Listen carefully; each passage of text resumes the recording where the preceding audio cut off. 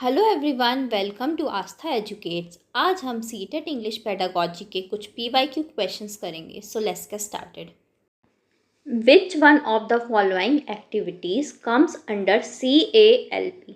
CALP होता है हमारा कॉग्निटिव एकेडमिक लैंग्वेज प्रोफिशिएंसी। ये हमारी एकेडमिक लैंग्वेज प्रोफिशिएंसी होती है जिसमें हम क्या है, जो हमारे डिफरेंट सब्जेक्ट्स हैं एकेडमिकली, जैसे कि maths, sciences, social science, information technology, different subjects की जो क्या होती है हमारी फॉर्मल जो लैंग्वेज होती है सब्जेक्ट से रिलेटेड, उन्हें क्या है हम सीखते हैं। तो ये था हमारा CALP। तो हमें क्या है, इन पूछा गया है क्वेश्चन में कि इनमें से क्या हमारा CALP के अंडर आएगा। Writing book reviews, making reservations, answering calls, making an appointment for a salon. तो हमारा आंसर क्या होगा, CALP क्या हमारा एकेडमिक से रिलेटेड है। तो हम क्या करेंगे, राइटिंग बुक रिव्यूज़ के साथ जाएंगे, क्योंकि क्या है ये हमारा एकेडमी से रिलेटेड है, एकेडमिक फील्ड से रिलेटेड है। बाकी सब जो हमारे second, third and fourth option है जो हमारे, ये हमारे किससे रिलेटेड है, BICS से रिलेटेड है, बेसिक इंटरपर्सनल कम्युनिकेशन स्किल्स, यानी कि हमारी जो डेली की जो बातचीत होती है उन सब चीज़ों से रिलेटेड है। जैसे कि हम रिजर्वेशन में क्या है, कम्युनिकेट कर रहे हैं, कॉल्स पे हम कम्युनिकेट करते हैं, और अपॉइंटमेंट सैलून का बनाने के लिए क्या है, इसमें भी हम क्या है, कम्युनिकेशन करते हैं। तो ये सब हमारे ऑप्शन क्या है, बाकी BICS से रिलेटेड है। और जो हमारा फर्स्ट ऑप्शन है राइटिंग बुक रिव्यूज़, ये हमारा क्या है, CALP से रिलेटेड है। आई होप आपको ये क्वेश्चन का एक्सप्लेनेशन समझ में आया होगा। Next question, the branch of linguistics that deals with the explanation of the relation between language and society is known as। अब हमसे पूछा गया कि किस ब्रांच ऑफ लिंग्विस्टिक्स को कहेंगे हम, जो हमारा क्या लैंग्वेज और सोसाइटीज़ को रिलेट करती है आपस में। Societal language, psycho linguistics, socio linguistics, और हमारा क्या anthropological linguistics.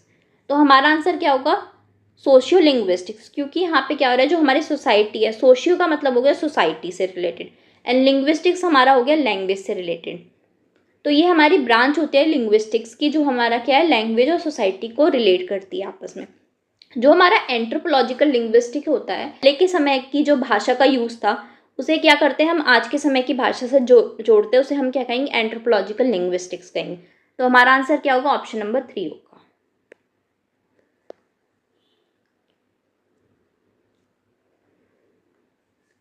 Formative assessment help in assessing a teacher's efficiency in teaching. Second, providing qualitative feedback to the learners to improve. Third, creating an environment where learners can compete with each other. Fourth, engaging learners in meaningful tasks and preparing them for competitive exams। तो हमें पूछा गया है formative assessment किस तरीके से हमारी help करती है। तो सबसे पहले हम डिस्कस करते हैं कि हमारे दो टाइप के असेसमेंट्स होते हैं, FA एंड SA, यानी कि formative assessment and summative assessment. जो हमारे फॉर्मेटिव असेसमेंट होते हैं वो हमारे टीचिंग लर्निंग प्रोसेस, यानी कि जो हमारी क्लासरूम, जो हमारे स्कूल ईयर के दौरान जो हम एग्ज़ाम्स लेते हैं या असेसमेंट लेते हैं, उन्हें क्या बोलते हैं, फॉर्मेटिव असेसमेंट बोलते हैं। और जो हमारे समेटिव असेसमेंट होते हैं वो हमारे क्या होते हैं, after the teaching learning process, यानी कि जो हमारा स्कूल ईयर के बाद जो एग्ज़ाम्स होते हैं उन्हें हम क्या बोलते हैं, समेटिव असेसमेंट बोलते हैं। ये था हमारा फॉर्मेटिव एंड समेटिव असेसमेंट के बीच का डिफरेंस। अब हम डिस्कस करते हैं कि फॉर्मेटिव असेसमेंट हमें किस तरीके से हेल्प करता है। असेसिंग अ टीचर्स एफिशिएंसी नहीं, हमें क्या है, फॉर्मेटिव असेसमेंट क्या करता है, हमें बताता है कि हमें क्या है, किस तरीके से अपनी टीचिंग में इम्प्रूवमेंट करना चाहिए, और लर्नर्स को क्या है वो फीडबैक देता है कि उन्हें किस तरीके से इम्प्रूवमेंट करनी चाहिए अपनी लर्निंग में। तो हमारा आंसर क्या होगा, ऑप्शन नंबर 2 होगा। अब हमसे थर्ड ऑप्शन में पूछा था कि इन्वायरमेंट हमें ऐसा क्रिएट करते हैं जिसमें क्या लर्नर्स compete कर सकें। compete क्या एक नेगेटिव वर्ड है, ये हमारा क्या है, नेगेटिव वर्ड है जो नेगेटिव इन्फ्लुएंस डालेगा बच्चों के ऊपर, इसलिए क्या है हम इसे यूज़ नहीं करते हैं। तो इसलिए हमारा ऑप्शन नंबर 3 भी गलत है। और यहाँ पे हमसे फोर्थ ऑप्शन में पूछा गया है कि engaging learners in meaningful task and preparing them for competitive exam. तो कॉम्पिटिटिव एग्जाम्स भी क्या है, हमारा नेगेटिव वर्ड है, इसलिए हमारा क्या फोर्थ ऑप्शन भी गलत है। हमारा आंसर क्या होगा, ऑप्शन नंबर 2 होगा। Communicative language teaching method in English lays stress on giving opportunities to learners to participate in a purposeful talk in the classroom as it promotes। यानी कि हमसे पूछा गया है कि कम्युनिकेटिव लैंग्वेज टीचिंग मेथड, यानी कि जिसमें क्या है, ऐसा मेथड जिसमें क्या है हम कम्युनिकेट यानी कि बातचीत करके हम इंग्लिश को सीखते हैं, जोर देता है कि हम लर्नर्स को हमें क्या पर्पसफुल टॉक में इन्वॉल्व करना चाहिए, और हमें क्या है, क्या प्रमोट करता है. First, the use of mother tongue freely in the classroom. Second, learners to encounter with real life situations. Third, their written expression in the classroom. Fourth, learners to minimize spelling and grammatical errors. तो यहाँ पे हम communicative language की बात कर रहे हैं, यानी कि बातचीत की भाषा की. तो हमारा रिटन एक्सप्रेशन से इसका कोई लेना देना है, क्योंकि हम यहाँ पे लिख नहीं रहे, हम यहाँ पे क्या कर रहे हैं, बातचीत कर रहे हैं. फोर्थ ऑप्शन आता है हमारा कि लर्नर्स मिनिमाइज करते हैं स्पेलिंग्स एंड ग्रामेटिकल एरर्स को. यहाँ पे हम बातचीत कर रहे हैं, तो बातचीत में क्या स्पेलिंग्स नहीं आती हैं, यहाँ पे क्या होगा, तो फिर हमारा ये ऑप्शन भी क्या है, गलत है उस हिसाब से. अब ये जो हमारा ऑप्शन नंबर फर्स्ट है, इसमें हम मदर टंग की बात कर रहे हैं, use of mother tongue freely in the classroom. But यहाँ पे क्या है, हम कम्युनिकेटिव मेथड को इंग्लिश लैंग्वेज के लिए सीख रहे हैं, तो हमारा ऑप्शन नंबर फर्स्ट भी गलत होगा. जो हमारा ऑप्शन नंबर सेकंड है, इसमें क्या है, हम पर्पसफुल टॉक कर रहे हैं, तो यहाँ पे क्या होगा, लर्नर्स क्या है, एनकाउंटर करेंगे रियल लाइफ सिचुएशंस को और उसके बारे में क्या है, सीखेंगे. तो हमारा आंसर क्या होगा, ऑप्शन नंबर 2 होगा. As per Stephen Carson, the effective language teacher is someone who can provide input and help make it blank in a low anxiety situation. तो हमसे पूछा गया एज पर स्टीफन कार्सन कि जो effective language teacher होगा वो क्या करेगा, कि जो क्या है, किसी सिचुएशन के लिए इनपुट प्रोवाइड करेगा और क्या करेगा, उस सिचुएशन को क्या करेगा, वो easier, grammatical, comprehensive and fluent. तो हमसे पूछा गया इन चारों ऑप्शंस में क्या करेगा कि वो सिचुएशन को क्या है, लो एंजाइटी सिचुएशन में बदल दे. तो हमारा आंसर क्या होगा, ऑप्शन नंबर 3 होगा. वो सिचुएशन को क्या है, कॉम्प्रिहेंसिबल बनाएगा, यानी कि उस सिचुएशन को क्या है, समझ सकने जितना आसान बनाएगा, ताकि क्या है, लो एंजाइटी सिचुएशन बने, यानी कि स्ट्रेस कम हो. तो हमारा आंसर क्या होगा, ऑप्शन नंबर 3 होगा. A teacher divides the class into groups of 5 and asks them to discuss what they would do if they were caught in one of the following situation. यहाँ पे क्या है, एक टीचर ने क्या है, क्लासरूम में 5 स्टूडेंट्स का ग्रुप बनाया, जिसमें उन्होंने पूछा कि क्या है, अगर आप इनमें से किसी भी सिचुएशन में होंगे तो आप किस तरीके से बिहेव करेंगे, या फिर क्या करेंगे आप उन सिचुएशन में. तो फर्स्ट है, their friend fall down in the play field and is hurt. Second, they are trapped in a building on fire. Third, they are stuck up in a traffic jam. This activity is based on first, grammar translation method. Second, audiolingual approach. Third, communicative language teaching CLT approach. Fourth, structural approach. तो यहाँ पे क्या है, teacher ने पूछा है कि आप इन सब सिचुएशंस में से क्या करेंगे. तो यहाँ पे क्या है, टीचर जानना चाह रहा है, टीचर बच्चों से क्या है, बातचीत करके पूछना चाहता है इन सब सिचुएशंस में क्या करेंगे. तो हमारा आंसर क्या होना चाहिए, यहाँ पे क्या है, ग्रामर ट्रांसलेशन मेथड का यूज़ नहीं हो रहा, क्यों, यहाँ पे क्या है, बच्चे कम्युनिकेट कर रहे हैं, बच्चे बातचीत कर रहे हैं. ऑडियो लिंगुअल अप्रोच का भी यूज़ नहीं हो रहा है, क्योंकि हम यहाँ पे ड्रिल या प्रैक्टिस नहीं कर रहे हैं. जो हमारा फोर्थ ऑप्शन है, ये स्ट्रक्चरल अप्रोच भी नहीं है, क्योंकि यहाँ पे क्या है, बच्चे अपने हिसाब से आंसर देंगे. ये हमारा क्या है, सुटेबल ऑप्शन क्या होगा, ऑप्शन नंबर 3 होगा. यहाँ पे क्या है, बच्चे क्या है, कम्युनिकेट करेंगे लैंग्वेज को. तो हमारा क्या आंसर होगा, ऑप्शन नंबर 3 CLT, यानी कि communicative language teaching approach. Next question, the one that cannot be further divided into smaller grammatical meaningful components is. अब हमसे पूछा गया है यहाँ पे वह कौन सी छोटी इकाई है जिसे हम क्या है और तोड़ नहीं सकते ग्रामेटिकल मीनिंगफुल कंपोनेंट बनाने के लिए. हमारा ऑप्शन नंबर फर्स्ट है phoneme, second a morpheme, third a diphthong, fourth a syntax. जो हमारा फोनीम होता है वो क्या होता है, सबसे छोटी इकाई होती है साउंड की, बट वो मीनिंगफुल नहीं होती है. तो हमारा क्या ऑप्शन नंबर फर्स्ट गलत है. इवन तो वो क्या है कि सबसे स्मॉलेस्ट यूनिट है साउंड की, बट वो मीनिंगफुल यूनिट नहीं. हमसे क्या पूछा गया, मीनिंगफुल कंपोनेंट पूछा गया है. जो थर्ड ऑप्शन है वो भी हमारा क्या गलत है. डिप्थोंग क्या होते हैं, 2 साउंड्स को मिला के जो हमारा बनता है उसे हम क्या कहते हैं, डिप्थोंग कहते हैं. तो हमारा आंसर ये भी गलत होगा.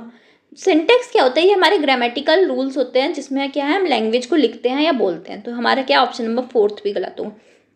जो हमारा मॉर्फीम है वो क्या होता है, ग्रामेटिकली मीनिंगफुल कंपोनेंट होता है, जिसे क्या है हम आगे और डिवाइड नहीं कर सकते. मतलब क्या है, सबसे स्मॉलेस्ट यूनिट होती है जिसको हम क्या है ग्रामेटिकली, जिसे हम क्या मीनिंगफुल कंपोनेंट्स में और तोड़ नहीं सकते. तो हमारा आंसर क्या होगा, ऑप्शन नंबर 2 होगा.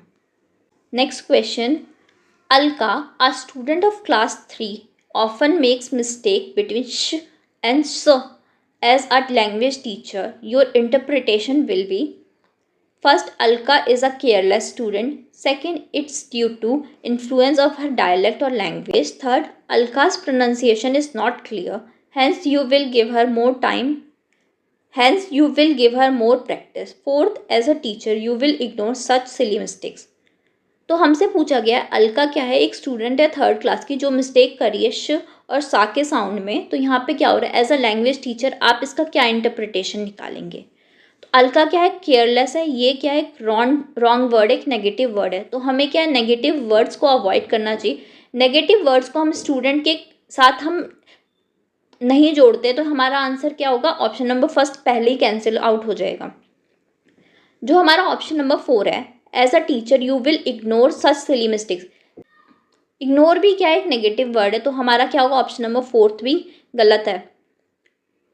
थर्ड ऑप्शन क्या, अलकास प्रोनाउंसिएशन इज नॉट क्लियर। यहाँ पे क्या है, उसका श और सा के साउंड में क्या है, उसमें क्या है, प्रोनाउंसिएशन में कोई प्रॉब्लम नहीं है, उसे प्रैक्टिस की नीड नहीं है। उसके यहाँ पे क्या हो रहा है, इन्फ्लुएंस हो रहा है जो उसका लोकल डायलैक्ट है या फिर जो उसकी फर्स्ट लैंग्वेज है, उसकी वजह से क्या हो रहा है, यहाँ पे इम्पैक्ट आ रहा है। तो हमारा आंसर क्या होगा, ऑप्शन नंबर 2 होगा। Next question, a language teacher asked students to make a butterfly with paper by following her instructions. This activity will help the students to develop. यहाँ पे हमसे क्या पूछा गया, एक लैंग्वेज टीचर ने अपने स्टूडेंट से पूछा कि उन्हें क्या एक बटरफ्लाई बनानी है पेपर की हेल्प से। बट यहाँ पे क्या हो रहा है, टीचर्स उन्हें बोलकर इंस्ट्रक्शन दे रहा है स्टूडेंट्स को। तो यहाँ पे इस एक्टिविटी से स्टूडेंट्स में क्या कौन सी स्किल डेवलप हो रही है, हमसे ये पूछा गया। First, paper making skill. Second, listening comprehension. Third, paper folding skill. Fourth, reading comprehension. तो हमारे यहाँ पे क्या है, पेपर मेकिंग स्किल डेवलप नहीं हो रही, ना पेपर फोल्डिंग स्किल डेवलप हो रही। यहाँ पे क्या हो रहा है, बच्चे क्या है, सुनकर इंस्ट्रक्शंस को फॉलो कर रहे हैं कि टीचर क्या है, बटरफ्लाई बनाने का इंस्ट्रक्शन जो दे रहा है उससे क्या हो रहा है, बच्चे क्या है, उनका श्रवण कौशल यानी कि लिसनिंग कॉम्प्रीहेंशन बेटर हो रहा है। तो हमारा आंसर क्या होगा, ऑप्शन नंबर 2 होगा। यहाँ पे रीडिंग कॉम्प्रीहेंशन डेवलप नहीं होगा क्योंकि बच्चे का सुनकर एक्टिविटी को परफॉर्म कर रहे हैं। तो हमारा आंसर क्या होगा, ऑप्शन नंबर 2 होगा। Next question, a language teacher asked students to collect flowers to make a flower scrapbook. She also asked them to write the name of each flower in their language and in English. This activity will help her to promote. यहाँ पे क्या एक language teacher है जो अपने students को कह रही है कि आपको क्या करना है, एक फ्लावर स्क्रैप बुक बनानी है जिसमें क्या है, आपको हर फ्लावर का नाम लिखना है अपनी मदर टंग या नेटिव लैंग्वेज में, या फिर और आपको क्या है, इंग्लिश में नाम लिखना है। तो ये एक्टिविटी किस चीज़ को प्रमोट करी है, हमसे ये पूछा गया। First, a love for nature. Second, integration of subjects.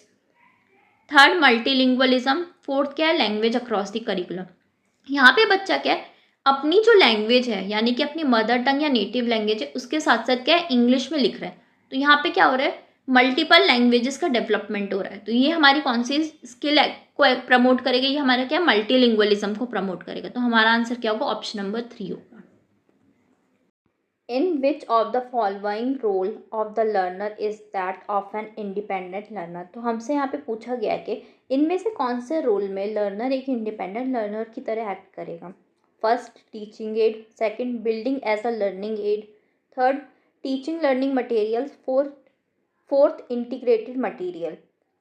तो हमारा आंसर क्या होगा, सेकंड ऑप्शन होगा, building as a learning aid यानी कि बाला।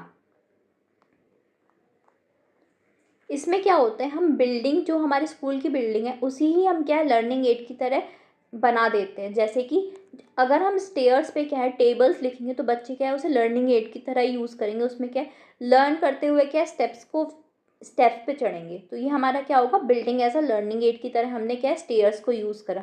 या फिर क्या है, अगर हम वॉल्स पे डेकोरेशन करें या वॉल्स पे हम क्या पेंटिंग्स करें जो हमारे लर्निंग एड की तरह एक्ट करेगा, तो ये सब क्या होगा, हमारे बिल्डिंग को एक लर्निंग एड की तरह बनाएगा। तो हमारा आंसर क्या होगा, सेकंड ऑप्शन होगा, क्योंकि यहाँ पे क्या है, इंडिपेंडेंट लर्नर बनेगा। तो ये था हमारा आंसर।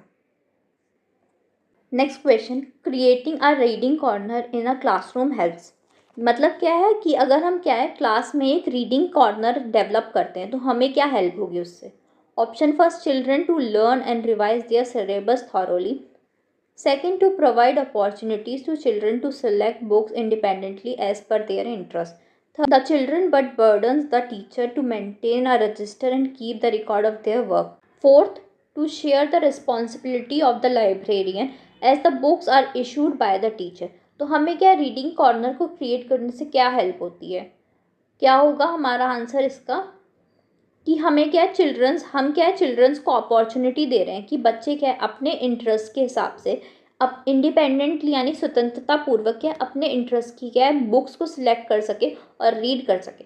इससे क्या होगा बच्चों की क्या है इंटरेस्ट और रीडिंग एबिलिटीज़ क्या होगी इम्प्रूव होगी। तो हमारा आंसर क्या होगा ऑप्शन नंबर सेकेंड होगा।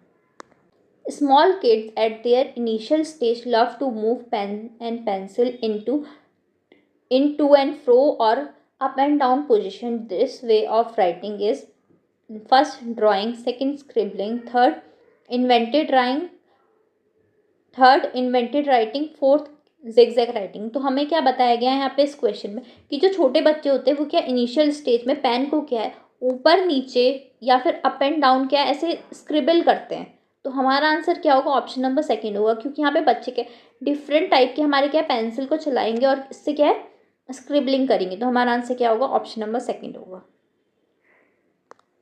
Next question, in a language classroom a teacher is asking students to interact in groups and then share their personal responses to the poem with each other. This task promotes social interaction as advocated by। तो यहाँ पे क्या language classroom से interact करने के लिए कहा गया और शेयर करने के लिए कहा गया पर्सनल रिस्पॉन्स को पोएम्स के विथ ईच अदर, मतलब कि आपस में बातचीत करने के लिए कहा गया। ये प्रमोट कर रहा है सोशल इंटरेक्शन, को। तो ये किसके द्वारा कहा गया? नोम चॉम्स्की ने क्या दिया है हमें लैंग्वेज एक्विजिशन डिवाइस यानी कि LAD दिया है।